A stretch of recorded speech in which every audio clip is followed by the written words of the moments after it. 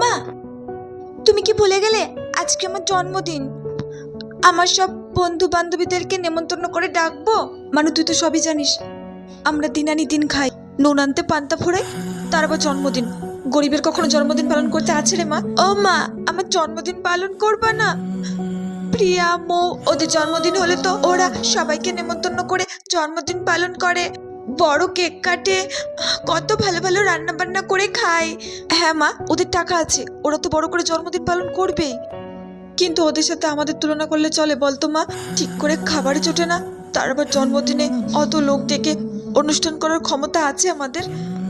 কেন এত অবুঝোস মানু? তুই তো সবই জানিস, তোর বাবার ঠিকঠাক করে রোজগার হচ্ছে না, এই রোদে গরমে কত কষ্ট করে দুমুঠো ভাতের জোগাড় করছে।